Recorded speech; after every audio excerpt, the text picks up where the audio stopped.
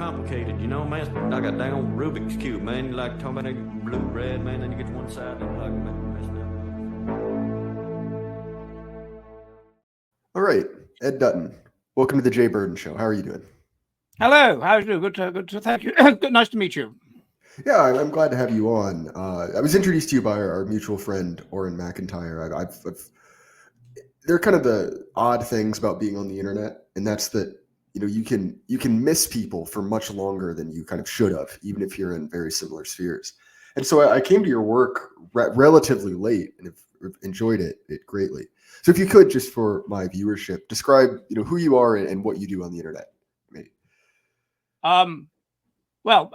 My name's Ed Dutton, and I'm an academic and content creator. I'm titular professor of evolutionary psychology of business at Asper University in Poland, and I'm an honorary professor in the Institute of Psychology at the Russian Academy of Sciences.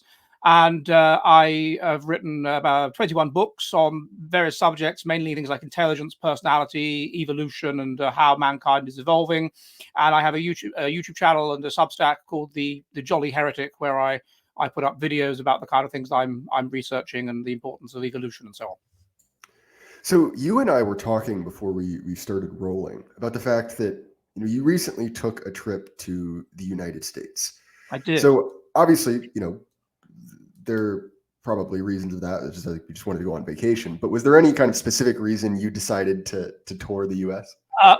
Two things. Firstly, I was at a conference, ISA, the International Society for Intelligence Research, and I've done a lot of research on intelligence and the evidence that intelligence is in decline, and differences in intelligence between different nations, and the causes of intelligence differences and stuff like that. So I was at that conference. That was a week, and I was in Berkeley, California, and then I was also making a film, I suppose. I've been making, that's not finished yet, but I'm making a film on the decline of civilization, on the collapse of intelligence, because we are becoming less intelligent, and what that's going to mean for the future of the West and the future of the world. The working title is "The Past is a Future Country," which is also the title of one of my books, which is that we're basically just, in so many ways, just going back to how we used to be when we were less intelligent, but with a sort of overall apparatus of technology, a bit like Idiocracy, the film, in some ways.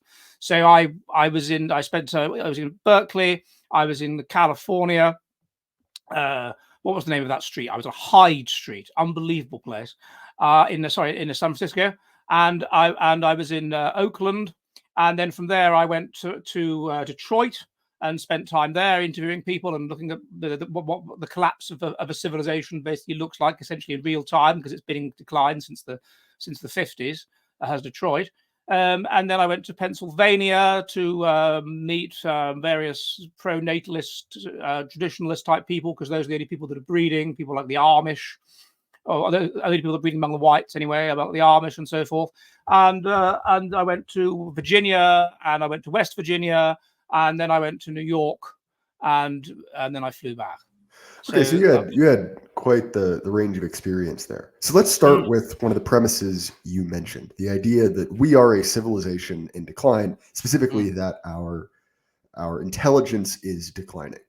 So if you have a very brief amount of time to convince someone that we are in decline, intelligence is declining, what's the way that you do that? Well, if it was very brief, I'd just say I would say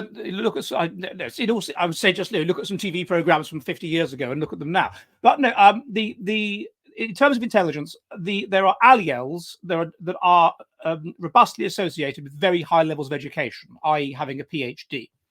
And those alleles are themselves, that is very strongly associated with intelligence.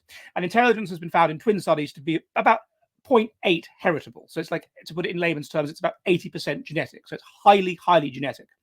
The prevalence of alleles in Western populations that is associated essentially with very high levels of intelligence has been declining, and we know that. So been declining across at least 3 generations. So it's very clear that we are becoming less intelligent. And there are numerous other proxy measures for intelligence that are showing the same thing among the native population, including reaction times, which are getting longer, color discrimination, which is getting worse, per capita major innovation, which is getting worse, and there's many others. And now IQ tests. We're simply each cohort is scoring less well on IQ tests than the previous cohort. So we are definitely getting less intelligent, and that is consistent with the fact that there is a weak negative correlation between intelligence and how many children you have, and also people that are less intelligent have children younger. So it's proof we are becoming less intelligent. Well, it's interesting because it's sort of one of the foundational myths of modern society is this idea of kind of continual progress, the idea that simply by time passing, things get better. And there's a line that I like from an author who I can't remember anymore, but he called this kind of a run on the historical stock market. The idea that we're seeing a dramatic increase in innovation sequentially compared to what was normal. Oh, I think that's a very good metaphor, actually. And me and my colleague Bruce Charlton, we drew upon a similar metaphor in our book, The Genius Famine. And we argued that what's basically happening is that we had a very intelligent generation, the generation that came to fruition around about 1870. That was the peak of per capita major innovation, and probably the peak of human intelligence, perhaps even ever. And it's what we are is the son or grandson, the spoilt, privately educated, indulged son or grandson of, I don't know, a working class ordinary man who has brought himself up by his bootstraps from the most grinding poverty into the amazing heights of human achievement. He has created an enormous amount of what you might call capital. Such that we become richer and richer, and this massively outpaces population, and therefore living standards go population growth, and therefore living standards go up and up and up. Now, what's happening is that that production of capital is decreasingly outpacing population growth. Because what we have to do, we're much less intelligent than our ancestor, but all we have to do to keep the capital growing is just minor tinkering here and there, But eventually, as we become less and less intelligent and the population goes up and up and up, we're not able even to do that minor tinkering. And so then we start having to eat into the capital. And then standards of living start to go down. And eventually it gets to the point where the capital runs out. And then, of course, standards of living really do collapse, and we go backwards. So I think that's a very telling metaphor. Well, and it's interesting that you bring up that idea of minor tinkering, because there's a Twitter account, he appears on podcasts as well, a guy called Peruvian Bull, who's he works in fintech. And his point is essentially that the percentage of the economy, of the GDP, I realize GDP is a flawed measurement, but we'll work with it, that is financialized, essentially engaged in the practice of shuffling money around, throughout time is relatively constant. These are rough numbers. It's been a while since I've heard it, but we'll go with them. The ratio is correct, even if the total numbers aren't correct. And he says that is stable around 3 to 5% throughout time. That's healthy. You need capital moving. You need bankers. It's something that society needs to develop. But what he says is now, and some of this is pure incentives, right? If you are relatively intelligent and you want to make something of yourself, well, the easiest way to do that is become fabulously wealthy. And the way you do that is to enter the financial world. And so what he said is that currently it's around 15% of GDP is engaged in financial transactions, which is, I mean, and I'm not a medieval Catholic, but the idea of usury is quite interesting in that, right? The idea of, taking something that is sterile, infertile, and turning it into money, right? But you're not actually innovating in that. I mean, I guess technically maybe you've made a new financial vehicle, but that isn't the same thing as, inventing dynamite or inventing kind of a revolutionary manufacturing process. No, it's not. No. What's your point? Oh, my point is just that your analogy of, kind of merely transitioning from genuine kind of revolutionary genius. Well, I see what you mean. I'm talking about the difference between major innovations, really groundbreaking stuff, the kind of stuff that will be produced by a genius. A genius, something is normally by convergent bibliography. We know what a genius is. There's a wide agreement on what is a major innovation, and minor innovations. And what we find in the data is that you see basically we were under harsh Darwinian conditions, of selection until the Industrial Revolution, until about 1800. And what was happening, therefore, was there was competition for resources, and one of the key way that you get resources is over other people. The key way that you win that battle is via intelligence, and so we were selecting for intelligence. And there is sound evidence that between about sort of 1100 to 1800, we were becoming more intelligent. Head size was increasing across time, which is a marker of a big head is a big brain intelligence. Literacy was increasing across time, despite the fact that there was no major changes in standard of living. Numeracy was increasing across time. Interest rates were going down, which is consistent with higher time preference. And there were a number of other measures indicating that murder rates were going down, all these kinds of things. So we were becoming more intelligent. And we know that, for example, from samples of wills from the 17th century England and samples of parish records, the richer 50% of the population had about double the completed fertility of the poorer 50% of the population. So it was a society of social descent. In which every generation, those at the bottom who would probably have the lowest intelligence, and things that are maladaptive tend to co-correlate. So the lowest intelligence, the lowest mental health, the lowest physical health, those people would die out, and the next level above would move downwards to replace them. It was a society of social descent, and the top group would become more intelligent. And eventually we were very cold, remember, as well, very cold, maunder minimum and so forth. So very intense selection. And then there is this breakthrough of the Industrial Revolution, and this obviously weakens Darwinian selection pressure massively. I mean, child mortality collapse, which was the main crucible of evolution, really, was child mortality, goes from 50% in 1800 to about 1% or less now. And so obviously the selection pressure is weaker, and then various other factors, which we can talk about if you like, the rise of contraception, the rise of the welfare state, the rise of feminism, have weakened selection pressure even further, such that we have become less intelligent. And we can track this in per capita major innovation, which is going up and up and up and up and up to about 1800, 1850, and then it goes into decline. And we are back now where we were in 1600, when Elizabeth I was on the throne. But the minor innovations, the ability to what I call tinkering, those can flourish. And there's lots and lots and lots of those, obviously. But the real major things like flight, or the motor car, or the spinning jenny, the things that really change things, have dried up. And people say things like, "Oh, well, we've picked all the low-hanging fruit," but fruit is only high-hanging if you have low IQ.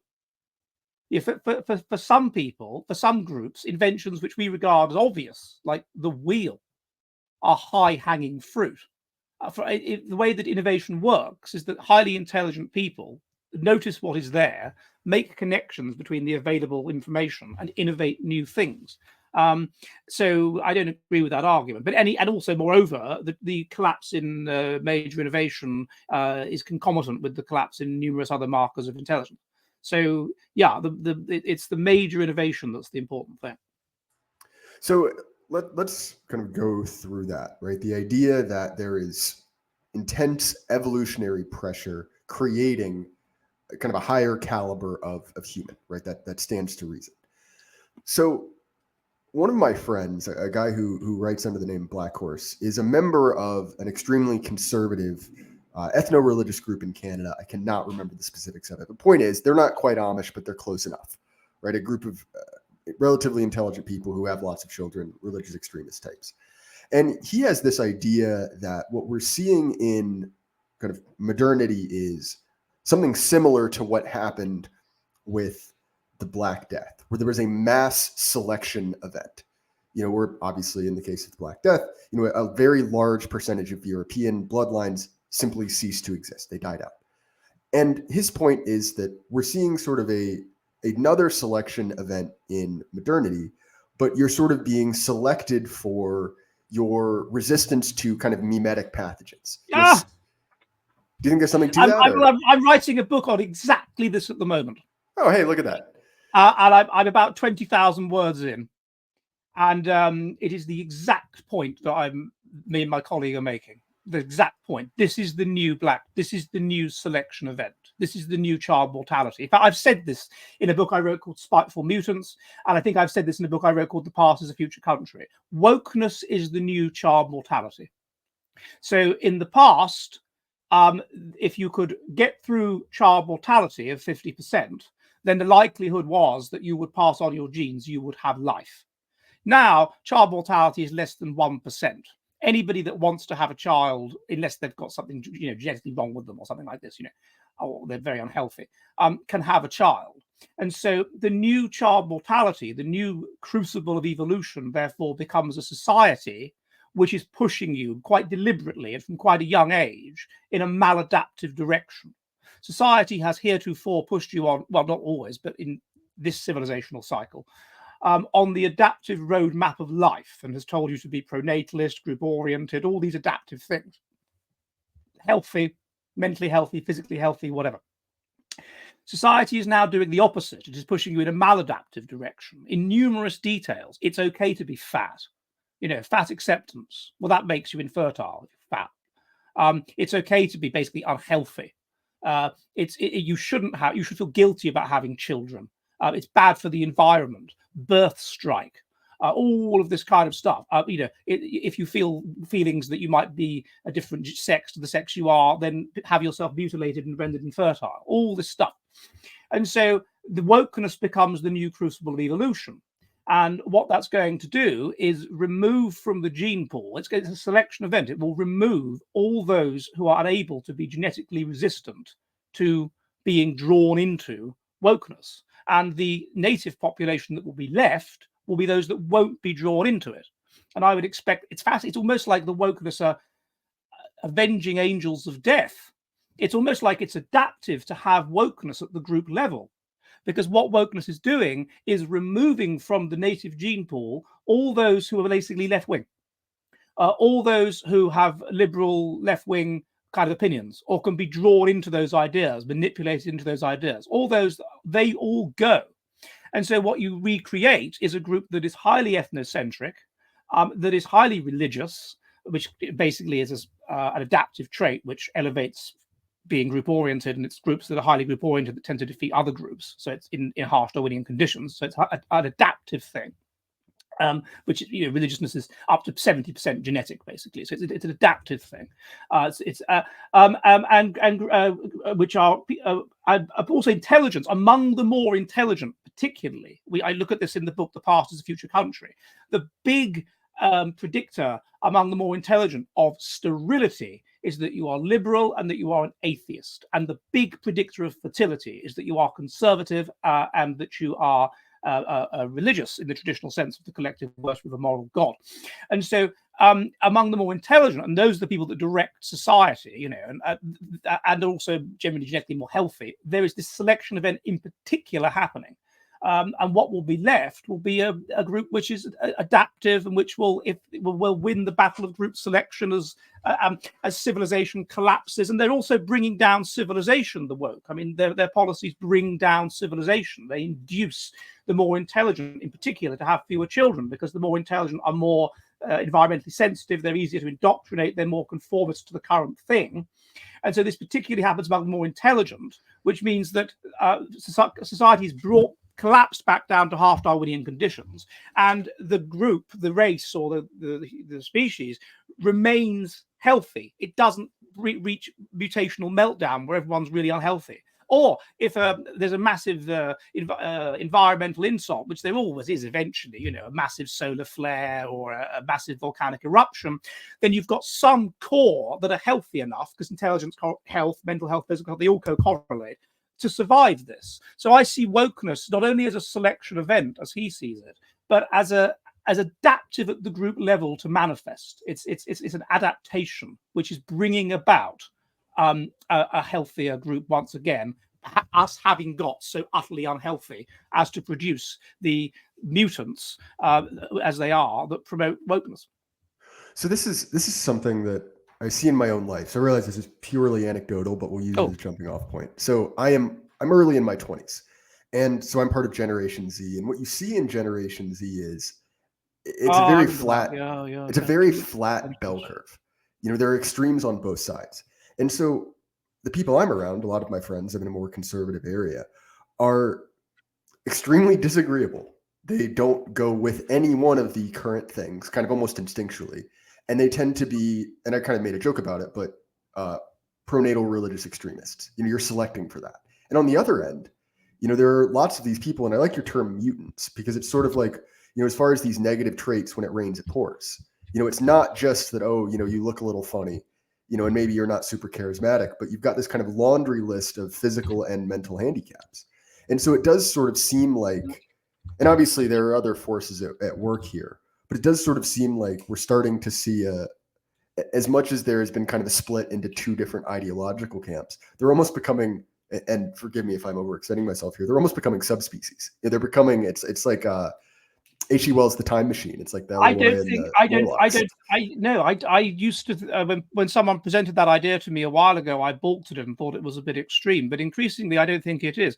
I mean, certainly among social classes within England, let's say, there's good data on this from Gregory Clark. There's strong evidence that to a certain extent they are almost like English social classes, to some extent almost like separate ethnic groups. Okay, yeah, there's lots of furriness at the edges, there's no doubt about that, but the heritability of socio-economic status in England between 1600 and 2022 has been quite consistent at about 80%. And the reason for that is firstly that the traits which cause you to be of a different social class, things like intelligence and personality, are highly genetic. Intelligence about 0.8 heritable. But secondly, because people engage in what's known as genetic similarity theory, they deliberately sexually select for people that are similar to them. They're basically endogamous. And this is particularly true with traits such that are highly genetic. They particularly select on those, such as intelligence.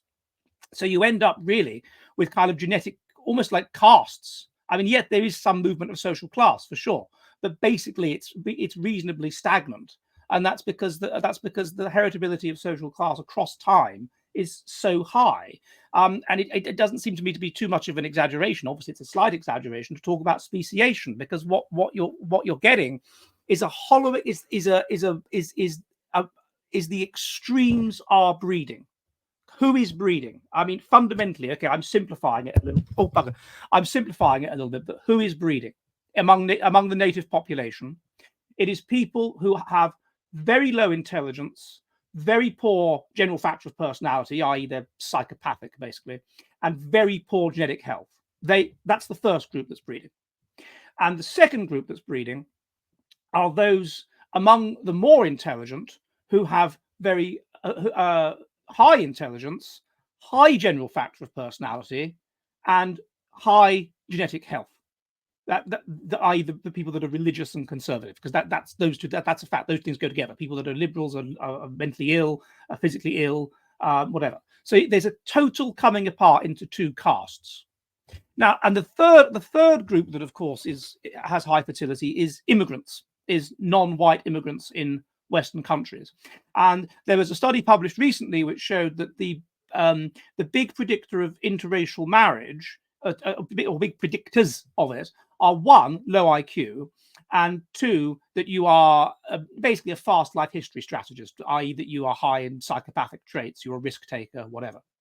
So what you would expect is for the native lower class to just breed into the non-white population, for the middle type people to be induced into wokeness and not breed, and for there to be then a class that will create what I call a sort of neo-Byzantium, where the civilization will carry on with them in some reduced small form, of high intelligence, high conservatism, a high religiosity, i.e., a people that are very similar to the people that were basically most people before the Industrial Revolution, because that's what we were selecting for up to the Industrial Revolution. We know that we were selecting for intelligence, we were selecting for conservatism, we were selecting for religiosity, we were selecting for mental health, which correlates with all those things, and we were selecting for physical health, which correlates with all those things. So basically, you're getting a coming apart into a caste that is breeding that has high genetic fitness, and a caste that is breeding that has very low genetic fitness.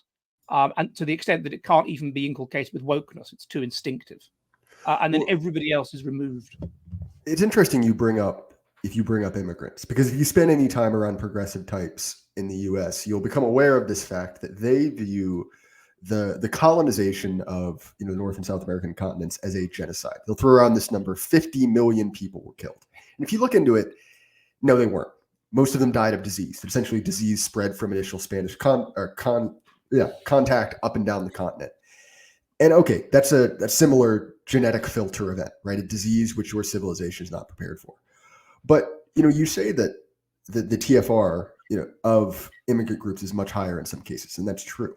But I'm curious that it seems like their ability to resist the temptations of modernity, that kind of new version of that genetic filter, is much lower. And I think you see this particularly around vices like pornography and alcohol, that for better or worse, the West is kind of more used to.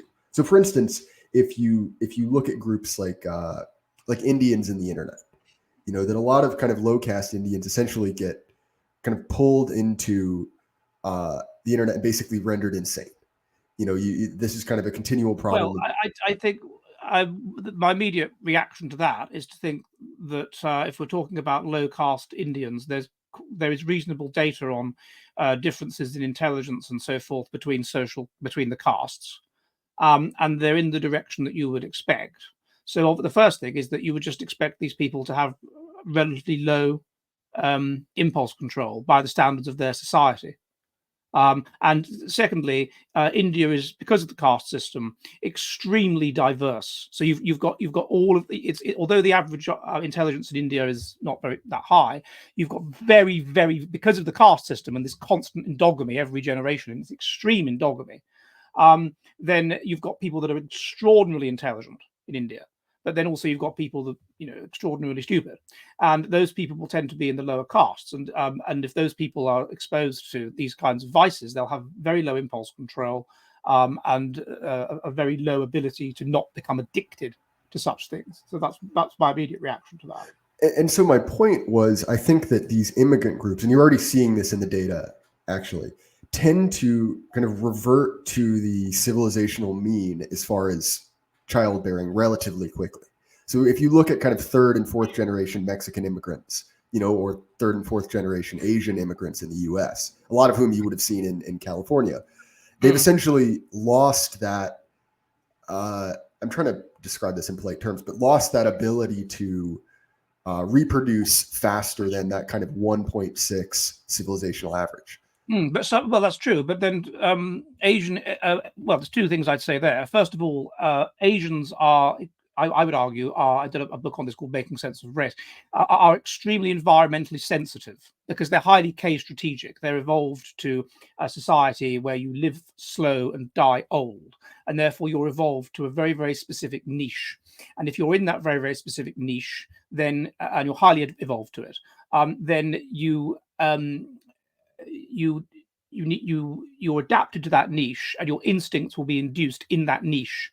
And if you're taken out of that niche, then your instincts basically won't be induced, and so you'll start to become dysphoric and maladaptive. So, and I think that's what's going. I think that's why the birth rate is so low in Korea and Japan, even though they don't have multiculturalism or whatever like we do. Even though they are in more of an evolutionary match, as it were, than we are in the West, it doesn't take that much to make them dysphoric, and that's what's happened. And so I think that's a part of what's going on with Asians. As for Mexicans, I mean, it's a very, very loose category. Some Mexicans are basically just white people, and some Mexicans are Native Americans who are anyway quite close genetically to Asians, to East Asians, and some the average is about half white, half essentially East Asian.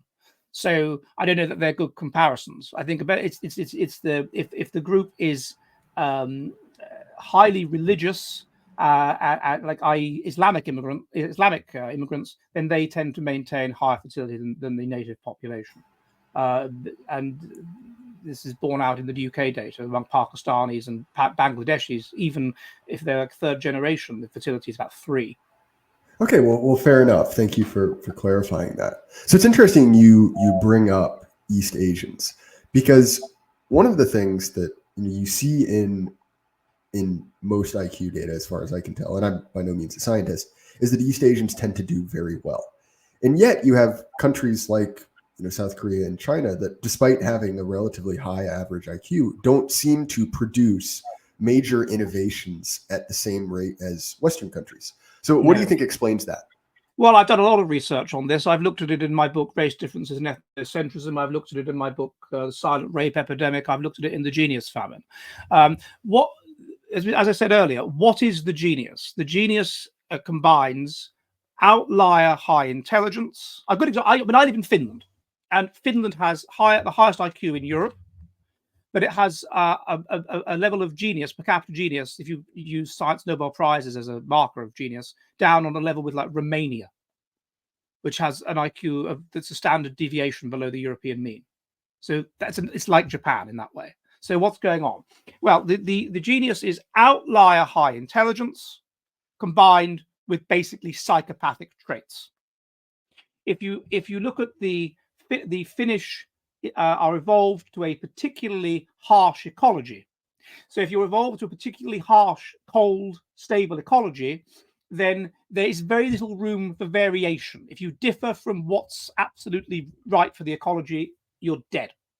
So the result of that is a very small gene pool, very little difference physically or mentally between the people.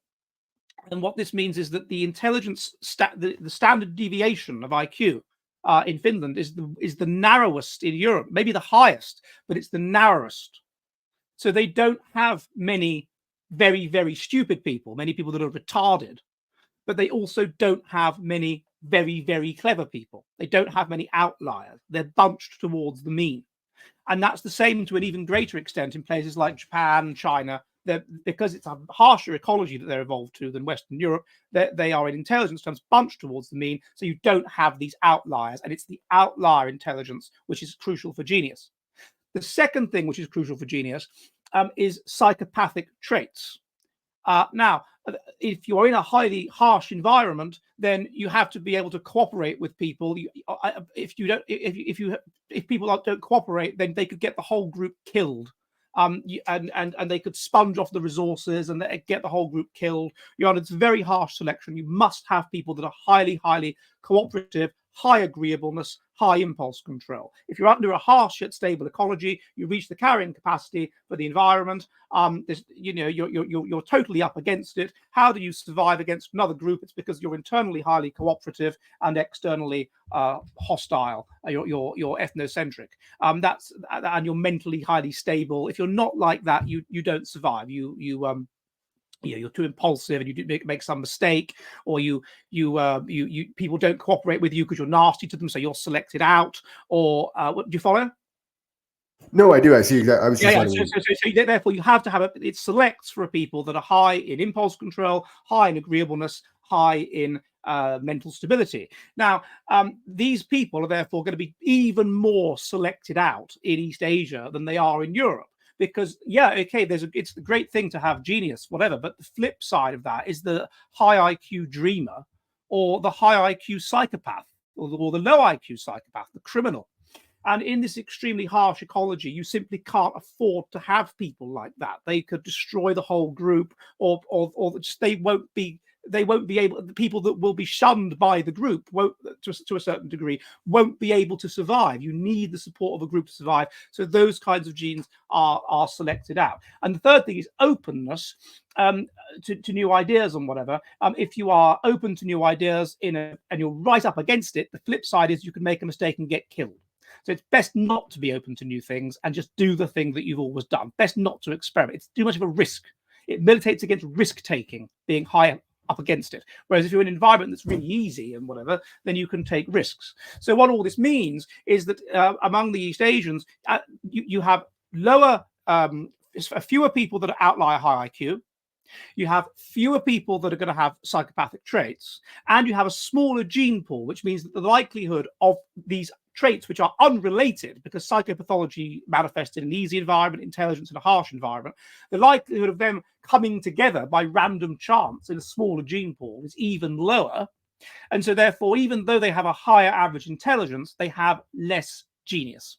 And I did a paper some years ago, about 9 years ago, was it now, with my colleague Kenya Kura, who's Japanese. There's a certain polymorphism that's associated with creativity. And that was found to be highest in Europeans, in the middle in Finns, and lowest in East Asians, which is completely what we would expect.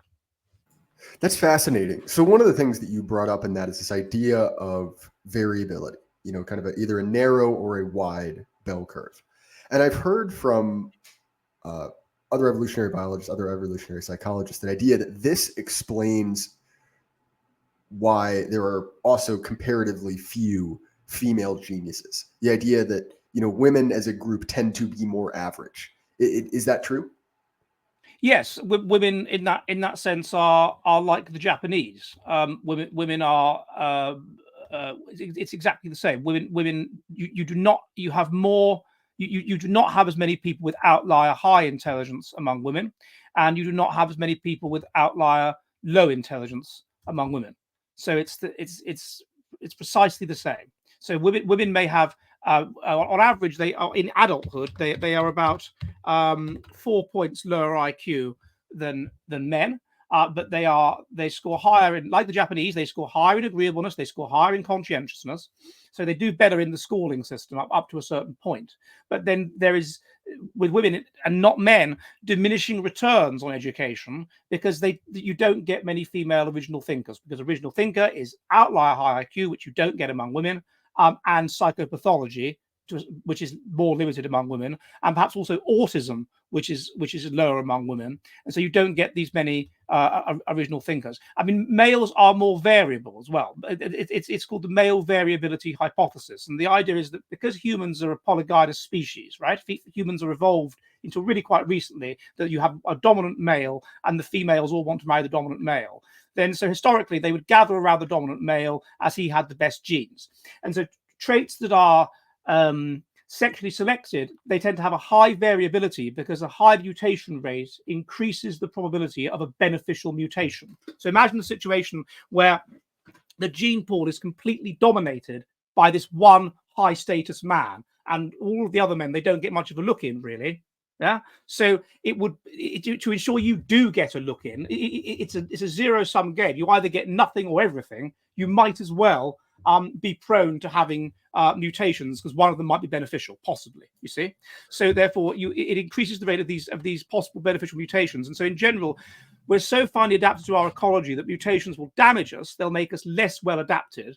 However, the more variation there is, the more mutations there are, the more likely any given mutation is to be adaptive and to provide the male with an advantage. So women in prehistory, they select for the top males, meaning that the vast majority of males did not pass on their genes. And so in that context, the risk of mutation may as well be taken because any random male will almost certainly lose in the game of evolution. So the risk of mutation may as well be taken. So it follows there should be greater male variability. And the carrier of this beneficial mutation will then come to dominate the gene pool. So males are operating a very risky strategy, but it makes sense because to risk, for example, among hunter-gatherers, among the Bushmen, only about 40% of males have any children at all. 60% of males have no children. So they might as well take the risk of having the possibility of mutations, and therefore you end up with greater male variability. Well, and it's interesting you bring up that dynamic of, with a low percentage average success, it kind of incentivizes you to take risks because you see the same thing in game theory. They run these experiments where they essentially give, volunteers a differing amount of money. The idea being like, all right, you start with $45. Do you want to take a bet to get to 50? And if you're that close, a lot of people will just walk away. There's very little incentive. You could lose it all. But if you give someone, and again, I'm pulling round numbers out of my head here, but if you give someone $1 and say, hey, will you take a bet? You might, dramatically increase what you get. The incentive changes, and it essentially trains people to, go for kind of a riskier option. So I want to get back. Oh, sorry. That's what I do.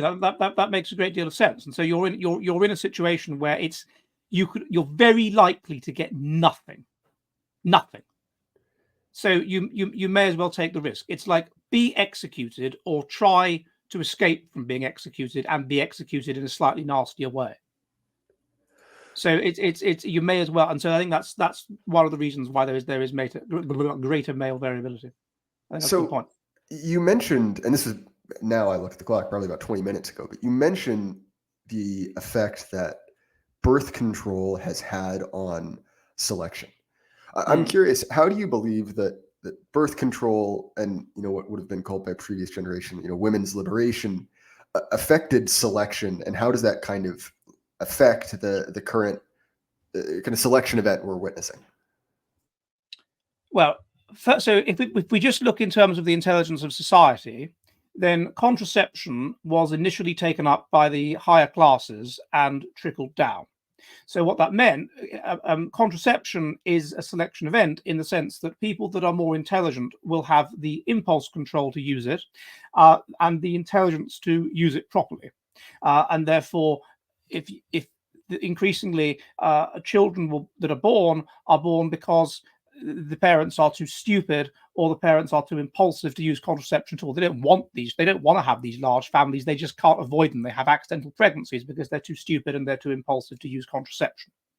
So in that sense, contraception has an effect on intelligence of reducing intelligence, because it's if you live in a society increasingly where people don't want many children, then those that have lots of children, it tends to be because they have them by accident and they have low IQ and they have poor impulse control.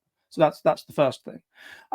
Secondly, what feminism does in terms of selection is it means that the more intelligent woman will dedicate all of her 20s and increasingly even the first half of her 30s to her career and because society is telling her she should do that, and to university and whatever, and she will have a small number of children and the less intelligent woman will drop out of school at 16 and have lots of children by lots of men. And so, and the more intelligent woman will be becoming a mother at about the same time the less intelligent woman will be becoming a grandmother. And so she doesn't just have more children, she has more generations. So that's one of the effects then that feminism has on things. The second effect that feminism has is that women tend to sexually select hypergamously, that is to say upwards. They are evolved to want a man who has high status, and in particular higher status than them or higher status than their father. Now, if you create a situation as we have, where women are as educated, if not more educated than men on average, then of course there is a diminishing pool of men by whom they are going to be turned on, basically a diminishing pool of men whom they will want. And so they are in an evolutionary mismatch. They are evolved to a situation of patriarchy where men of their social class are always going to have slightly higher social status than them, because the men are able to accrue resources and they're not. So if you get rid of that and you create a situation where the state takes on the role of a kind of ersatz husband, and where that provides for them and whatever, or where they can just provide for themselves, then they will find, particularly among more intelligent women, that there just aren't many men that they want, so they just won't have children. So that they will perhaps turn to lesbianism, as occurs when there aren't enough men, and we see this in polygamous societies. You have the harem, and then the women co-parent, allo-parent each other's children that eventually, and sometimes there are lesbianous bonds involved in this. Heritability of sexuality among women is very low, very low. It's mainly overwhelmingly environmental, and so that removes these women from the gene pool as well. And thirdly, I would think women it could be argued, are highly environmentally sensitive, more so than men. They are more kind of case strategic. They are more evolved to a very, very specific niche of being mothers and gatherers and that sort of thing, and to the patriarchy. There's a guy called Menelaus Apostolo who's argued that women are evolved to the patriarchy because women that weren't prepared to conform to the patriarchy were selected out because their families would honor kill them, or their husbands would kill them, or they would be accused of witchcraft and killed, or men just wouldn't want to have anything to do with them because they would be concerned they would be cuckolded. Women were selected to be evolved to the patriarchy, were selected to a situation where basically their husbands, their fathers tell them what to do. That's their evolutionary match. Take that away, and you have a situation where they're in an evolutionary mismatch, and all kinds of things could happen. And one of the things that may well happen is that they just find themselves that their fundamental desire is to be with the high status man. take away that what the patriarchy did, it was quite adaptive, was it brought about a kind of a monogamy, really, where you reduce a group that is high in positive and negative ethnocentrism, i.e. internal cooperation, defeats the group that is lower in these traits.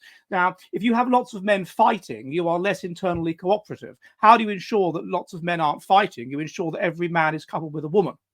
And then the men aren't fighting all the time and they're able to be cooperative. And you ensure that the men are sure that they're not being cuckolded. How do you ensure that? With patriarchy. The men have control over the women. They can be sure that they're not being cuckolded. So the woman says to the man says to the woman, I want sex. The woman says to the man, okay, I want investment. I want you to look after me, because if you look after me, then me and my offspring are more likely to survive. And the man says, well, if you want me to look after you, I want to be sure it's my children, and therefore I want patriarchy. And so then patriarchy starts to develop, and you have these women being adapted to patriarchy and forced to a situation which is not good for them, which is that they are with a third-rate man or a fourth-rate man or whatever. What they all ultimately want is to be with the one alpha male. So take away the patriarchy and you get what's increasingly happening, which is that you get all of these women that will just gravitate towards this one alpha male, and then lots and lots of incels. Now, those women, if they are highly intelligent and whatever, will probably not end up having children if they operate that kind of strategy, because he's only ultimately going to pick the best one, isn't he? So they'll waste their, in a monogamous society, so they'll waste their best years doing that. So all of these factors would mean that this is not good for intelligence of women. Well, and there's an idea that I like to borrow from Spandrel, right? He was one of the older NRX bloggers, and he had this idea of cities and career as an IQ shredder, where essentially once you have added women into the workplace and incentivize them to take jobs that pay very well in urban areas, what you've essentially done is take those high fertility years and use them to basically prop up the economy. And his point is essentially that is literally an IQ shredder. You are taking the most fertile years of a woman's life and essentially wasting them in an office. Yeah. And obviously, you're right. They will be dating. They will be seeing men at that time, most likely. But again, if they're high IQ, they're very likely to conceive a child during that time. And so it is one of those. They're very unlikely to conceive a child. Sorry, excuse me. That's what I meant. Of course, because they'll be using contraception. And it is one of those things where you can definitely see how much of a pressure that has on society writ large. Yes, it's reduced. It's one of a number of different factors that are reducing intelligence of society. The correlation between intelligence and fertility is about minus 0.1, but it's about 0.2 among women. It's a higher minus 0.2. It's higher correlation among women. A, because women obviously have a fertility window which shuts when they're about 45 or whatever, but B, because of these. I would say these pressures are basically just higher on them, and C, because they're more environmentally sensitive, so they're more likely to imbibe whatever it is the society is telling them. And if the society is telling them that you're a loser and you're pathetic if you're a mother, then they will imbibe that idea. The more intelligent will imbibe that idea. That's what intelligent people do. They're more socially conformist, and they're better able to look around the world and notice what the dominant set of values are, and then force themselves via effortful control to conform to those values, and then competitively signal their conformity to those values. And so that's what they will do. And the result of that is the reintroduction of polygamy. We effectively have a situation because of this process whereby highly intelligent women, all else being equal, are now polygamous, and are going to go through a series of relationships with high status men and whatever, and delay having children, and possibly not even having them at all. You then get back to a situation that you have among polygamous societies, which is that they're unstable because there's all these incels out there that can't get a woman. Whereas in the old days that wasn't the case. The most men about 90% of men could get a woman because the women were compelled via patriarchy and via the social system that developed to not be polygamous. Now we basically have de facto polygamy, or at least like lots and lots of short-term relationships with high status men in which the woman gets dumped or whatever, and eventually she might settle for somebody, but in many cases not. So you then have incels, which is destabilizing for society, but also is a selection event, because of course what that means is that only the best men, only the men that are the most attractive to women, i.e. those that are highly intelligent, have pro-social personality, are likely to get women and have children. So you have a selection event happening both among women, i.e. women that don't get inculcated with the current sexual degeneracy are more likely to pass on their genes, and a selection event among men, i.e. those that because a lot of incels are basically, as far as I can see, failed life history strategists. They want to be the Chads, but they're not. But they're not the kind of high religious types that tend to have children. So you get a selection among them, which is that they're basically selected out. And so again, what you were saying about speciation, you can conceive of two groups of people that are having, in essence, that have children. The men, the alpha men, and alpha women that have adopted liberal sexual ideas, they'll perhaps have some children, maybe, to the extent that if they want them. And then it's the religious conservative types that will have children. So I know that we've already mentioned this briefly with your idea of Neo-Byzantium, but if you had to project what the next several generations look like, what would your predictions be? Yeah, people keep using this idea of Neo-Byzantium. I hear that Louise Perry used it in a recent video, but they never cite the source. And I cannot emphasize enough, the source is The Past is a Future Country by myself and my colleague, John Hills. But I think that we will, based on my data from that book, I suspect that, well, first of all, intelligence will continue to decline. Both conservatives and liberals are becoming less intelligent, but liberals are becoming less intelligent more quickly. So what I would suspect is that there will be a backlash. There will be a conservative backlash among the more intelligent. The big predictor of breeding is that you are conservative and that you are religious. And so among the more intelligent, you will get a people that are not woke at all, that are decreasingly woke among those who are more intelligent. And eventually, you would predict this would precipitate a shift in society back towards conservatism and religiosity. However, it would be a shift that would be happening in the context of, the winter of civilization. So in the context of a society that's breaking up into different warring microcosms, basically. But with the liberals dying off. And so really, you're going to have high IQ conservative ethnocentric types and ethnic minorities. And those ethnic minorities will throw the liberal. They don't like liberals, ironically. They don't like gays. And they will just throw them to the wolves, basically. And I think you will just get a breakup of societies. I think that increasingly intelligent conservative people will kind of build a parallel society, or a Neo-Byzantium, where an aspect, just like last time, where aspects of the original civilization are kind of kept going.